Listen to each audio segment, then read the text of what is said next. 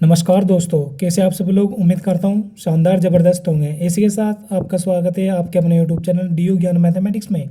आज हम पढ़ेंगे polytechnic first semester applied mathematics first, जो हम बैक पेपर 2023 क्वेश्चन पेपर का सॉल्यूशन कर रहे हैं। तो उस क्वेश्चन पेपर का आज ये पार्ट थर्ड है। तो पार्ट थर्ड में हम 20 नंबर का क्वेश्चन पेपर करेंगे और 20 नंबर का क्वेश्चन पेपर हमने पार्ट सेकंड में कर लिया है। ठीक है, आप जाकर देख सकते हैं हमने किस किस प्रकार के क्वेश्चन आए हुए थे और कैसे कैसे हमने उनको हल किया है। तो इसके साथ वक्त का जाना करते हैं, इस पार्ट को करते हैं हम स्टार्ट।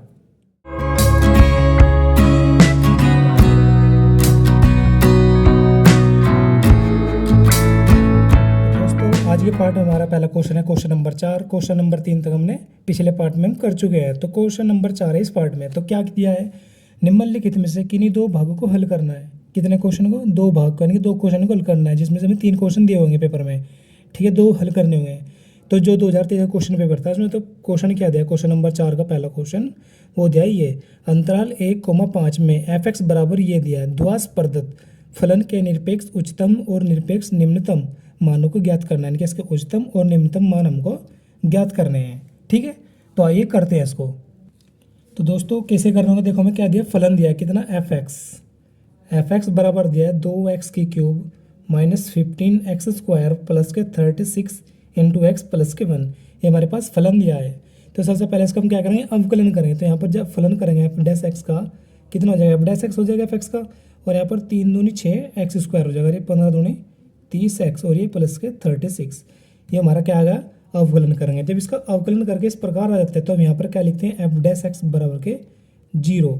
ठीक है, यहाँ पर इसके गुणनखंड विधि द्वारा इसका x का मान निकालेंगे।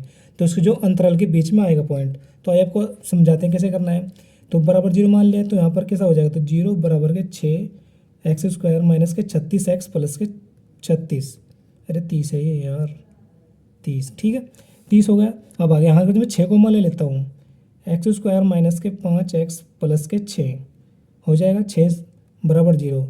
तो x² माइनस के 5x प्लस के 6, तो 6 इसके भाग में आ जाएगा तो कितना हो जाएगा, 0 हो जाएगा। तो मेरे पास इस प्रकार ये इक्वेशन बन गई। अब यहाँ से मैं क्या करूँगा, यहाँ पर इसको गुणनखंड कर दूंगा। तो गुणनखंड को मैं इधर कर लेता हूँ साइड में। तो इसके गुणनखंड कितने हो जाएंगे, x² माइनस के कितने क्या कहते हैं इसको, माइनस के 3x और माइनस के 2x प्लस के 6 हो जाएगा।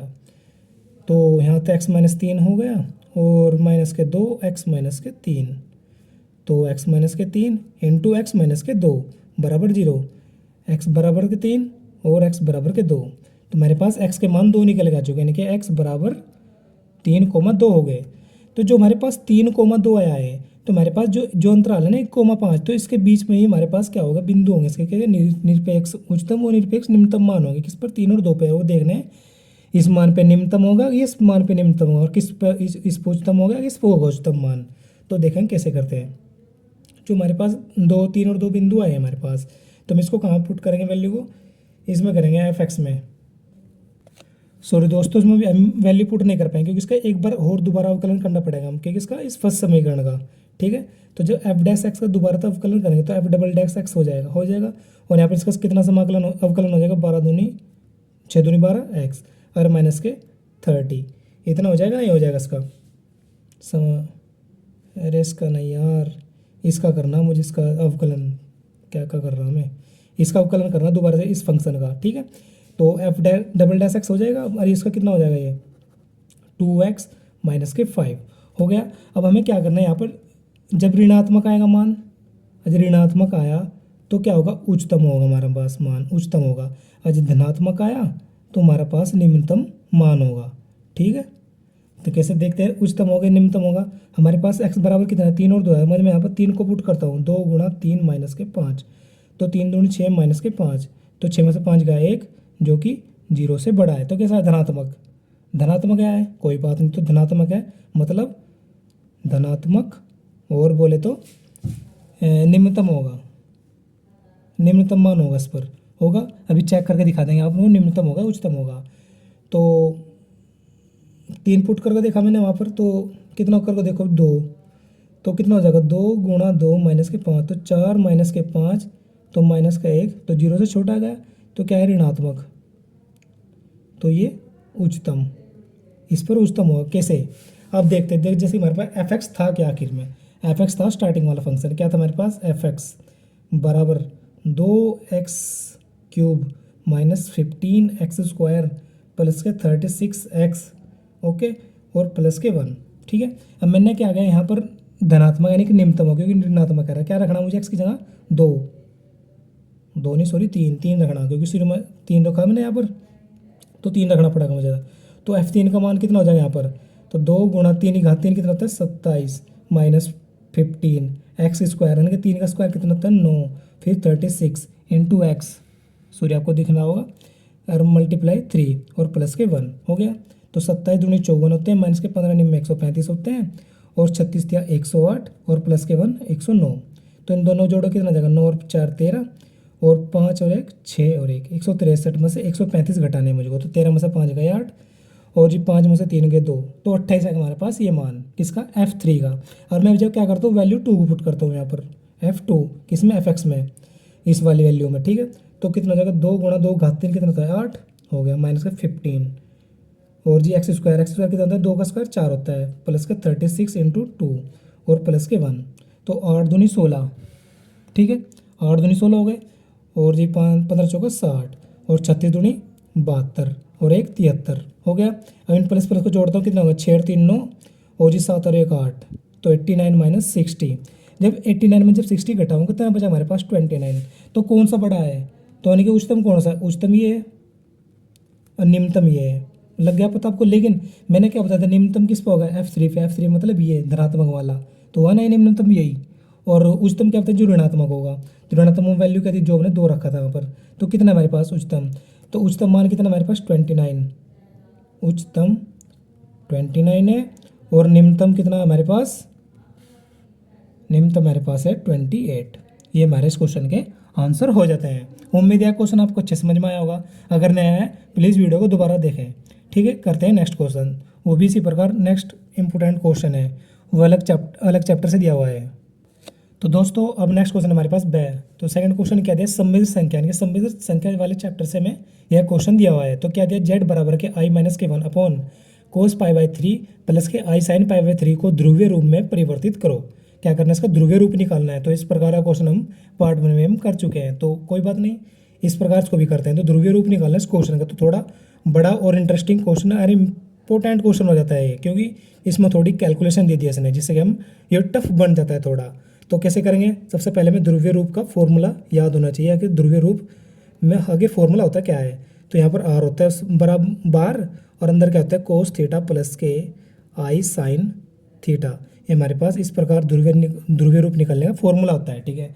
तो सबसे पहले पास हमारे पास आर होना चाहिए और थीटा की वैल्यू होना चाहिए, तो यहाँ से हम आर और थीटा की वैल्यू निकालेंगे। तो सबसे पहले इसको हल करते हैं हम, कैसे आइए देखते हैं। तो आई माइनस के 1 अपॉन में कोस π/3 यानी कोस 60 का मान कितना होता है 1/2 हो गया, प्लस के आई साइन 60 का मान है भी, तो साइन 60 का मान कितना होता है √3/2 हो गया। अब यहाँ पर क्या करता हूँ आई माइनस के 1 आधार समान है, तो कितना हो जाएगा ये 1 प्लस के √3i और बटे 2, और 2 पर पहुँच जाएगा, तो 2 आई माइनस के 1 लिख लूँगा मैं, और अपॉन में √3i प्लस के 1 लिख लेस करो। इतना लिखने के बाद आगे हम क्या करेंगे, अब सॉरी दोस्तों इस तरह ना लिख करके इस तरह लिख लो 1 प्लस के आई √3 ही लिख लो उसको, इस प्रकार ही लिख लो, मैंने लिख लिया। अब यहाँ पर मुझे क्या करना है कंजुगेट से गुणा कर देता हूँ मैं, आई माइनस के 1 माइनस के आई √3, तो 1 माइनस के आई √3 या बाद में लिख लो, वो फर्क नहीं पड़ता उससे। तो नहीं गुणा करते हैं आपस में, कैसे करेंगे आइए देखते हैं। तो 2 तो बाहर, इन आई माइनस के 1 और जी फिर ये 1 माइनस के √3i, ठीक है, और अपॉन में कितना ये 1 का स्क्वायर और माइनस लगाकर आई √3 का स्क्वायर हो गया। अब उसके आगे 2 बाहर चले जाए, इनकी दोनों गुणा करता हूँ मैं 1 आई है, आई के 1 में करी आई आ गया, फिर आई की √3i में करूँगा कितना हो जाएगा माइनस के √3i², तो प्लस के √3 हो जाएगा, क्योंकि आई इंटू आई तो आई स्क्वायर, तो आई स्क्वायर का मान कितना होता है वो होता है माइनस का 1, तो मैं -1 रखूँगा तो माइनस के तो प्लस बनाता हूँ, तो प्लस के √3 हो जाएगा हो गया। फिर -1 की 1 में करता हूँ तो माइनस का 1 आएगा, फिर माइनस के √3 में करूँगा माइनस के, तो प्लस के √3i आ जाएगा। इतना आने के बाद बटे में, तो 1 का स्क्वायर एक होता है माइनस आई का स्क्वायर हो जाएगा, √3 का स्क्वायर कितना होता है 3 होता है, तो आई स्क्वायर का मान कितना -1 और इस माइनस को प्लस बना देगा तो 3 आ जाएगा, आ गया। इतना होने के बाद अब आगे तो आई माइनस के √3 सॉरी आई माइनस के 1 और जी प्लस के √3 और प्लस के √3i, ठीक है, और बटे में 4, और ये 2 बार, ठीक है, ये इससे कैंसिल आउट हो जाएगा, 2 आ जाएगा। इतना आने के बाद हमारे पास बचा क्या, ये। अब इसको क्या लिखता हूँ मैं यहाँ पर, यार मैंने कुछ गलती कर दिया यहाँ पर, देखो इस आई वाले को आई साथ में ले लूँगा, ठीक है, और यहाँ पर कॉमन ले लूँगा आई, इसको मैं इधर ही कर लेता हूँ। तो भाई इससे कैंसिल आउट हो जाएगा, 2 आ जाएगा फोन में, तो कितना हो जाएगा ये, सॉरी आपको लिख के दिखा देता हूँ, आई प्लस के √3 माइनस के 1 √3i, इतना हो गया, बटे में 4 हो गया, और 2 बार, और इससे कैंसिल आउट होगा, 2 आ गया, 2 आ गया।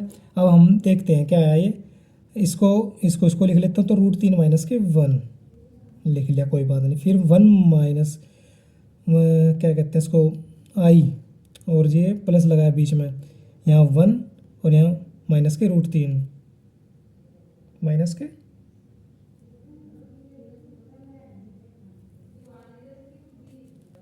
अरे प्लस है ना यार, थोड़ी मिस हो गया था, तो प्लस के √3 आई है, तो मैं क्या करता हूँ यहाँ पर आई कॉमन ले रहा हूँ, तो √3 बचा इसमें से, और इसमें से क्या मैंने लिया, आई कॉमन लिया, कितना, तो आई आ गया बाहर, प्लस लग रहा है, तो √3 माइनस 1 ये एक जगह लिख लिया मैंने, और प्लस लगाकर इसमें से और इसमें से मैंने आई कॉमन ले लिया, और बटे में बचा 2। इतना होने के बाद अब इतना हमारे पास ये फंक्शन आ चुका। अब मैं क्या करूँ, यहाँ से आर निकालूंगा, आर का मान कैसे निकालते हैं, इसको क्या मानता हूँ मैं एक्स, और उसको क्या मानता हूँ वाई, ठीक है, हो गया। इस पूरे को एक्स और इसको वाई, कैसे अलग अलग डिवाइड करके दिखाता हूँ आपको मैं, √3 माइनस के 1 बटे 2 हो जाकर प्लस के 1 प्लस के √3i, यानी कि एक्स प्लस आई वाई जो होगा हमारे पास, वो हमारे पास आर निकालने के लिए क्या होता है, x² प्लस y², और उसका पूरे का वर्गमूल। इस प्रकार हम इसका क्या निकालते हैं, आर निकालते हैं। तो यहाँ से आर निकालूंगा मैं, कहाँ से, यहाँ से, तो आर बराबर कितना हो जाएगा, एक्स का स्क्वायर यानी कि इसका स्क्वायर √3 माइनस 1 का प्लस वाई का स्क्वायर, ठीक है, कितना है 1 प्लस के √3 बटे में 2 भी है भाई इसके, क्योंकि अलग अलग डिवाइड करना ना सबको, बटे में 2 का स्क्वायर और पूरे का वर्गमूल। इतना होने के बाद अब इसमें आगे मुझे क्या करना होगा, जब इसका स्क्वायर खोलूँगा कितना हो जाएगा, 3 प्लस 1 माइनस के 2 √3, और 2 का स्क्वायर कितना होता है 4।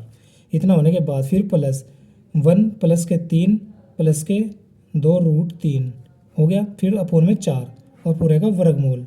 इतना होने के बाद अब आगे आर बराबर के 3 और 1 4 माइनस के 2 √3 बटे में 4 और प्लस के कितना हो जाएगा, और आप देख रहे हो आधार समान है, तो पूरी ऊपर की संख्या जुड़ जाएंगे, तो जुड़ जाएगा, मैंने जोड़ दिया, कितना 1 प्लस के 4 3 और 1 4 हो गया, प्लस के 2 √3, ये से कैंसिल आउट हो गया, और पूरे का वर्गमूल है ही, तो 4 4 8 8 बटे 4 और पूरे का वर्गमूल, तो √2 किसका मान आ गया, आर का मान आ चुका।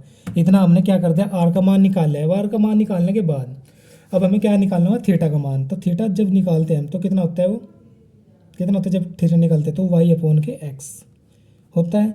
तो वाई क्या हमारे पास, ये जो वाई आई के साथ में होता है, तो 1 प्लस के √3 बटे 2, और एक्स कितना हमारे पास √3 माइनस के 1 बटे 2, तो 2 से 2 कैंसिल आउट, तो 1 प्लस के √3 बटे √3 माइनस के 1, ठीक है। अब यहाँ क्या करना, मुझे कंजुगेट से गुणा कर देता हूँ मैं, √3 प्लस के 1 इंटू √3 प्लस के 1, जब इन दोनों गुणा करता हूँ कितना आ जाएगा, √3 प्लस 1 का होल स्क्वायर ही मान लो उसको, हो जाएगा, ठीक है। और यहाँ पर √3 का स्क्वायर और -1 का स्क्वायर हो गया। अब इतना होने के बाद आगे मुझे क्या करना हो, इसको आगे हल करना पड़ा। तो जब √3 प्लस 1 का होल स्क्वायर खोलता हूँ, तो 3 प्लस 1 प्लस के 2 √3 और बटे में √3 का स्क्वायर करेंगे 3 आएगा, और -1 का जब इसका 1 का स्क्वायर करेंगे तो माइनस का 1 आ जाएगा। 3 और 1 4, तो 4 प्लस के 2 √3 और बटे में 3 में से 1 गया 2, और जब मैं 2 ऊपर से कॉमन ले लेता हूँ, कितना बचा 2 प्लस के √3 बटे में 2, 2 से 2 कैंसिल आउट, तो कितना आए 2 प्लस के √3, किसका, थीटा का वैल्यू हमारे पास ये आ चुकी। अब इतना आने के बाद इसको आगे हल करते हैं, कैसे देखते हैं। तो थीटा बराबर कितना है हमारे पास, ये 2 प्लस के √3 इतना आ चुका। जो हमारे पास जो थीटा की वैल्यू निकालते हैं वो tan थीटा बराबर ना कि tan थीटा होता है, कितना tan थीटा, तो tan थीटा होता है, तो tan थीटा बराबर कितना है 2 प्लस के √3। तो हमारे पास tan थीटा बराबर कितना होता है y अपॉन एक्स। तो यहाँ से हम थीटा की वैल्यू निकालेंगे कैसे, जो 2 प्लस के रूट 3 होते हैं किसका मान होता है, tan में होता है हमारे पास tan 75 डिग्री का।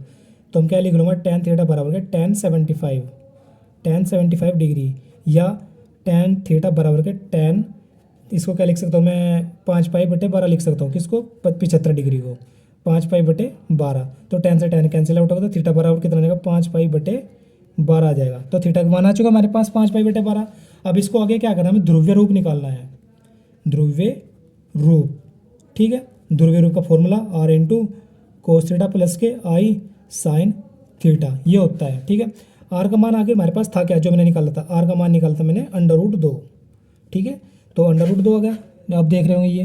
तो आर का मान आ चुका हमारे पास √2 कोस थीटा, थीटा की वैल्यू कितनी हमारे पास 5π/12 आ गया, प्लस के आई साइन थीटा, थीटा का मतलब 5π/12, ठीक है। जो इस क्वेश्चन का यह है आंसर आ जाता है। तो उम्मीद है क्वेश्चन आपको अच्छे समझ में आएगा, लेकिन यह थोड़ा लंबा और लेंथी क्वेश्चन है, लेकिन हो सकता है इस साल यह हमारे इंपोर्टेंट क्वेश्चन के रूप में इस साल हमसे पूछ लिया जाए। तो वक्त को जाना करते हैं, क्वेश्चन को अच्छे से समझें, ठीक है। तो उम्मीद है अच्छे समझ में अगर नया तो प्लीज़ वीडियो को दोबारा देखें, अच्छे समझ में जरूर आएगा। और इसी के साथ करते हैं नेक्स्ट क्वेश्चन, उसको भी अच्छे से समझेंगे। तो दोस्तों अब नेक्स्ट क्वेश्चन हमारे पास है, क्या दिया, प्रथम सिद्धांत से sin x का अवकल गुणांक ज्ञात करें। क्या करना में अवकल गुणांक ज्ञात करना है, किससे, प्रथम सिद्धांत से। तो सबसे पहले हम इसको f(x) बराबर मानेंगे, इसको फलन को। तो f(x) बराबर कितना हो जाएगा, sin x। sin x होने के बाद f(x) कितना फलन है। तो प्रथम सिद्धांत से हमें करना है, तो प्रथम सिद्धांत हमें क्या दर्शाता है, जैसे हमारे पास फलन f(x) होगा कोई, तो क्या होता है जब इसका अवकलन करेंगे तो f'(x) हो जाएगा, और लिमिट कितना हो जाएगा, फिर f limit h tends to 0 हो जाएगी। और जी हमारे पास जो फलन होगा, लिमिट f'(x) होगा फलन, लिमिट h टेंस टू 0 हो जाएगी, और f(x) प्लस के h, और जी x प्लस के h माइनस के f(x) और अपोन में h होता है। ये हमारा प्रथम सिद्धांत दर्शाता है। f'(x) बराबर, जब इसका अवकलन करेंगे f(x) का, तो f'(x) हो जाएगा। अच्छा f'(x) आ जाएगा तो उसके बराबर क्या लिखते हैं हम, limit h tends to 0 into f(x) plus के h माइनस के f(x)/h। ये क्या दर्शाते हैं हम, प्रथम सिद्धांत, यानी कि प्रथम सिद्धांत के द्वारा में इस रूल, इस रेगुलेशन से, इस सिद्धांत से करते हैं हम, ठीक है। तो कितना होगा, f(x) प्लस h माइनस के f(x) अपॉन में h, इतना हो गया। अब यहाँ पर f'(x) मेरे पास बराबर है ये वाला फंक्शन, लिमिट कितनी, h टेंस टू 0, तो x प्लस h, लेकिन मेरे पास f(x) था कितना, sin x। तो यहाँ पर रखूँगा मैं फलन, यानी कि फलन कितना, sin है, और जी x प्लस h, फलन कितना sin है हमारे पास, और यहाँ पर भी माइनस के sin x और अपोन में h। अब आप देख सकते हैं यहाँ पर sin c और माइनस sin d का फॉर्मूला लगा सकता हूँ मैं, तो sin c minus sin d का, तो हमारे पास फॉर्मूला आता है sin c minus sin d का 2 cos c plus d upon 2 sin c minus के d अपॉन 2। ये हमारे पास क्या होता है, sin c minus sin d का फॉर्मूला होता है। तो यहाँ पर जब मैं इसमें पुट करूँगा इस फॉर्मूले में, तो लिमिट h टेंस टू 0, ठीक है, sin c minus sin d यानी कि 2 cos c प्लस d यानी कि x प्लस h प्लस के x/2 हो गया, फिर इंटू साइन c माइनस के d यानी कि x प्लस के h माइनस के x अपॉन 2 हो गया इतना फॉर्मूला, और अपॉन में ये h। इतना होने के बाद इसको थोड़ा सा मैं हल करता हूँ आगे, और क्या करना है इसमें आगे में, लिमिट h टेंस टू 0 जो कि ना, तो 2 cos c यानी कि x कितना हो गया, 2x प्लस के h/2 हो गया इतना, फिर इंटू साइन फिर कितना जाएगा, x कैंसिल आउट हो जाए तो बचा कितना, h/2 और अपोन में h। इतना होने के बाद अब हमें क्या करना है, यहाँ पर अंश में भी और हर में भी 1/2 से मल्टीप्लाई करनी है, अंश व हर में 1/2 से गुणा, जैसे 1/2 से गुणा करेंगे कितना जाएगा, लिमिट h टेंस टू 0, तो यहाँ मैंने गुणा करी इसमें अंश में, तो 1/2 इंटू 2 कोस, अगर मैं यहाँ तक 2 कॉमन ले लेता हूँ भाई, तो कितना जाएगा, को x प्लस के h/2 और अपोन में 2 हो जाएगा। ये इसका CBS बढ़ेगा, इसका नहीं बल्कि इस प्रकार, ठीक है। अब आप देख रहे हो यहाँ पर sin h/2 है, कोई बात नहीं, sin h/2 और अपोन में h/2 हो जाएगा ये भी, क्योंकि 1/2 से करी हमने ये गुणा करी अंश में और हर में, तो h/2 होगा यहाँ पर, ये हो गया, कोई बात नहीं, ये इस 2 से 2 कैंसिल आउट हो जाएगा, और ये इस 2 से 2 कैंसिल आउट हो जाएगा।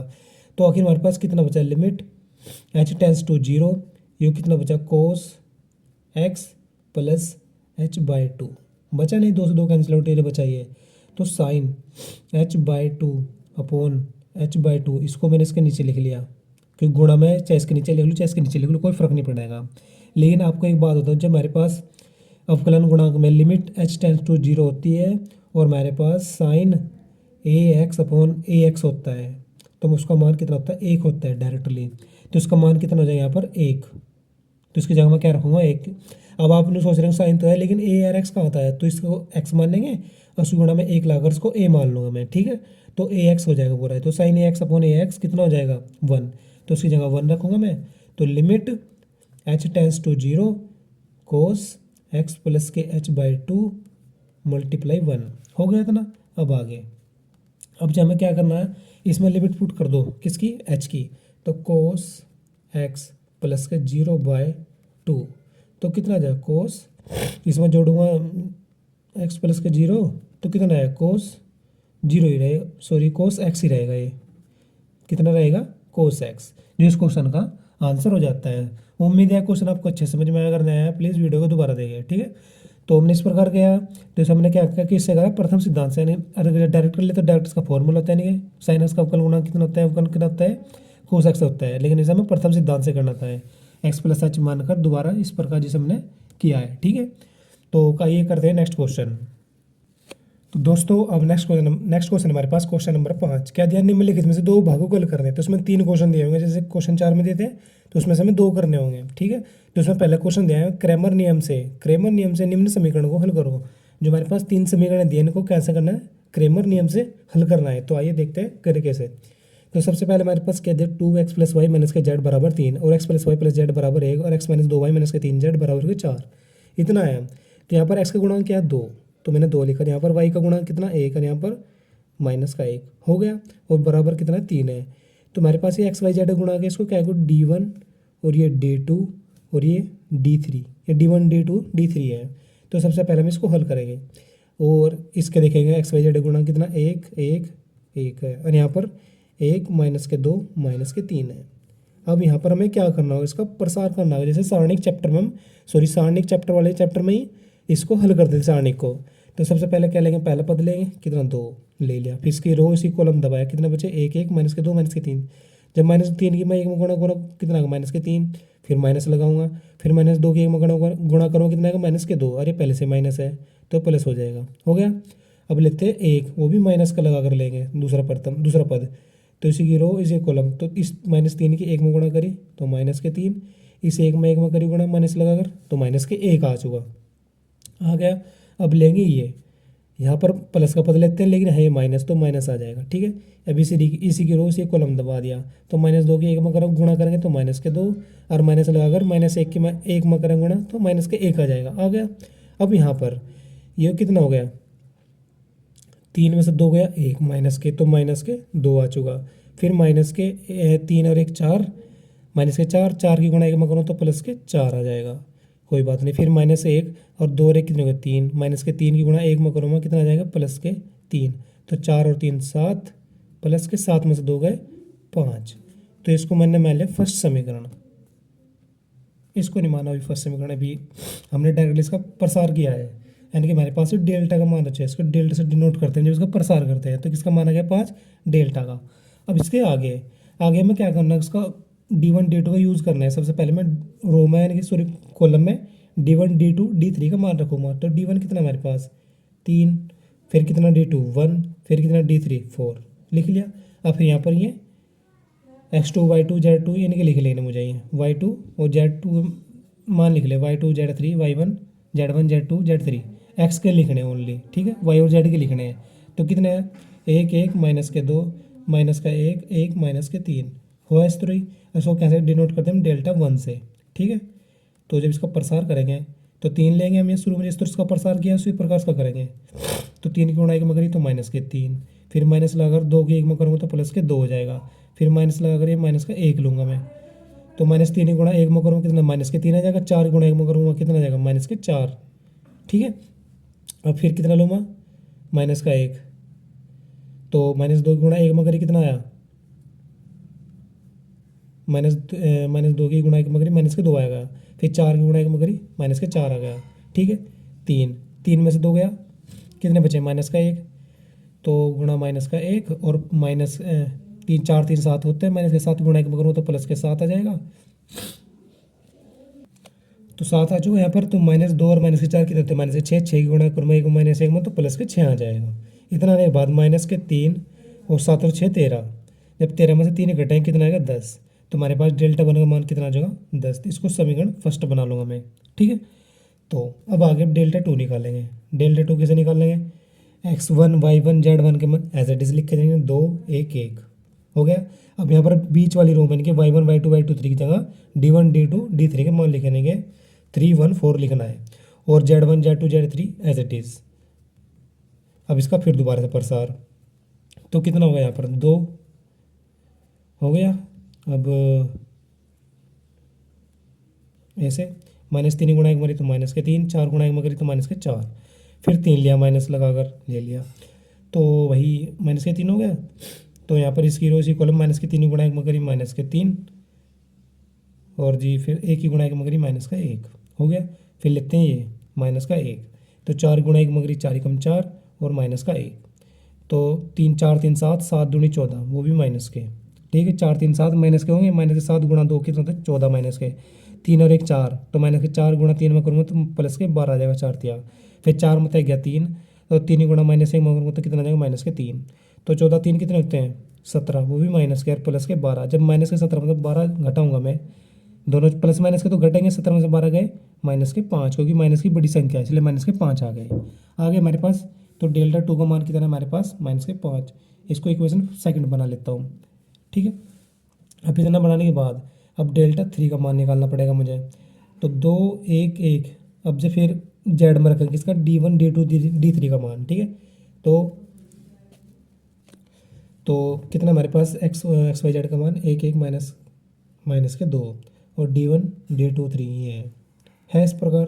अब इसका फिर प्रसार करूँगा मैं, ठीक है।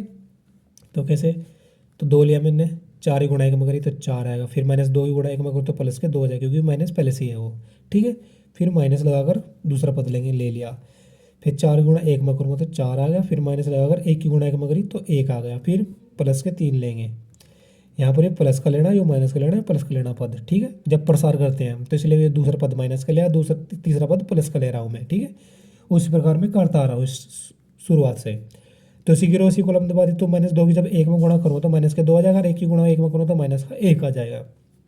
तो 4 और 2 6, और 6 गुणा 2 कितना होता है 12 होता है, फिर -1 और 4 में 1 गए, बचे कितने 3, जब 3 की गुणा 1 में करते हो तो -3 आ जाता है, और 2 रे कितने होते हैं 3 माइनस के, जब -3 की गुणा 3 में करते हो तो माइनस के 9 आ जाते हैं, 9 और 3 12, तो मान 0 आ चुका भाई इसका।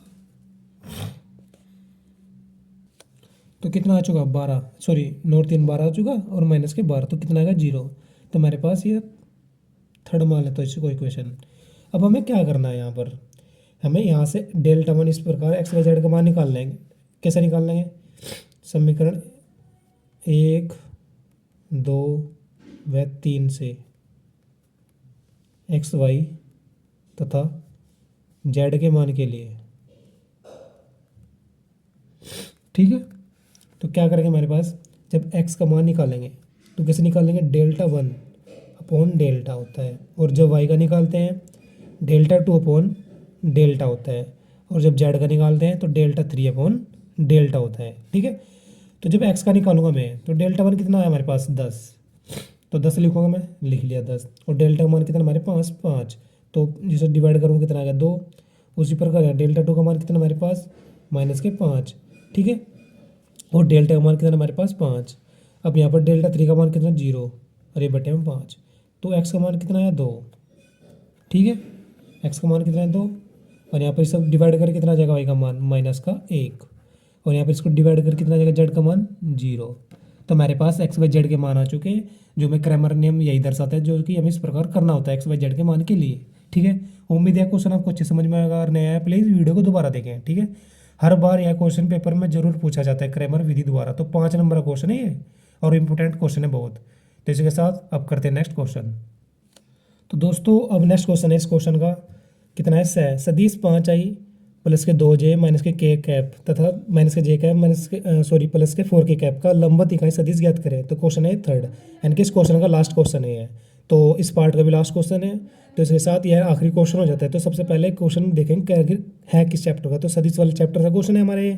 और मैं क्या पूछा इसने, लंबवत इकाई सदिश ज्ञात करना है, यानी कि लंबवत इकाई सदिश ज्ञात करना है। ये क्वेश्चन हर बार पूछा जाता है पेपर में, चाहे कोई सा पेपर हो, चाहे बैक पेपर हो, चाहे वैसा ही पेपर हो। तो यानी कि इस चैप्टर से जरूर क्वेश्चन आना ही आना है 5 नंबर का। इस प्रकार का कभी ध्रुवीय रूप में जाओ, वो तो सॉरी ध्रुवीय रूप तो समय संख्या का, तो सदिश वगैरह ये भी जितने भी वेक्टर वगैरह निकालने होते हैं मापा जो इस प्रकार निकलते हैं इसके, तो हम ज्ञात करके देखते हैं कैसे। सदिश कितना दिया ये, तो सबसे पहले मुझे मान लेते हैं वेक्टर सदिश, यानी कि वेक्टर ए बराबर, इसको पहले को मान लेते, तो वेक्टर ए बराबर कितना हमारे पास 5i प्लस के 2j और माइनस के k हो गया। इतना होने के बाद इसको वेक्टर बी मान लेता हूँ मैं, ठीक है, सेकंड वाले को। तो वेक्टर बी बराबर कितना, माइनस के j और प्लस के 4k। इतना होने के बाद अब मुझे क्या निकालना है, क्रॉस निकालना है इसमें। किसका मान निकालना है, क्रॉस का मान, यानी कि वेक्टर ए क्रॉस वेक्टर बी, ठीक है। कितना हो जाएगा, यहाँ पर लिखूँ मैं आई, यहाँ पर लिखूँगा जे और यहाँ पर लिखूँगा के, लिख लिया। अब यहाँ पर आई जे के मान कहाँ से, वेक्टर ए और वेक्टर बी से लिखने हैं मुझे। तो 5, 2 और माइनस का 1 है, और यहाँ पर कितना आई का मान तो है ही नहीं, तो यहाँ पर 0 लिखूँगा मैं। जे का मान कितना, माइनस का 1 और के का प्लस के 4, लिख लिया। अब इस प्रकार मैंने ये सारणिक की तरह बना लिया, जिसे मैंने पिछले क्वेश्चन में सारणिक का उसमें क्रैमर नियम में इसका प्रसार किया, उस प्रकार यहाँ पर प्रसार करना पड़ेगा। सबसे पहले प्रथम पद क्या हमारे पास, आई ले लिया मैंने, इसी की उसी कॉलम दबा दे, 4 गुणा 2 करो 8, फिर माइनस लगाकर 1 की गुणा 1 में करो कितना आ जाएगा 1, अरे माइनस माइनस प्लस, तो ये फिर माइनस ही रहेगा, ठीक है। फिर माइनस लगाकर दूसरा ऑप्शन जे ले लिया। अब इसी की रो से कॉलम, तो 4 पंजे 20 माइनस, जब 0 गुणा 1 में करूँगा तो कितना 0 ही आ गया। फिर प्लस के ले लिया। अब इसी की रो सी कॉलम, तो माइनस के 1 की गुणा 5 में करो तो माइनस के 5 आ जाएगा। फिर 0 गुणा 2 में करो कितना, माइनस लगा 0 ही आ जाएगा। इतना आने के बाद अब 8 में तक गया 7, तो 7 आई, 20 में 0 गए 20, तो माइनस के 20 जे, और जी माइनस के 5 के, 5 में 0 घटेगा तो यही आएगा माइनस के 5 के। कोई बात नहीं, हमारे पास क्या आ गया, वेक्टर ए क्रॉस वेक्टर बी का मान कौन सा, ये।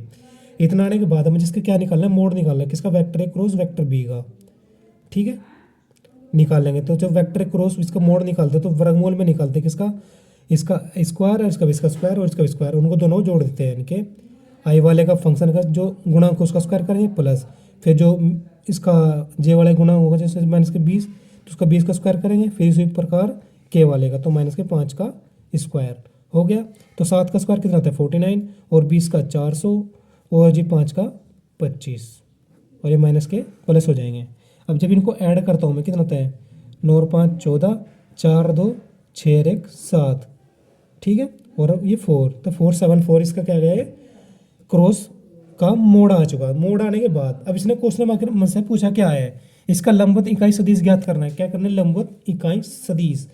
तो सबसे पहले में लिखना पड़ेगा यहाँ पर, इसलिए वेक्टर ए क्रॉस वेक्टर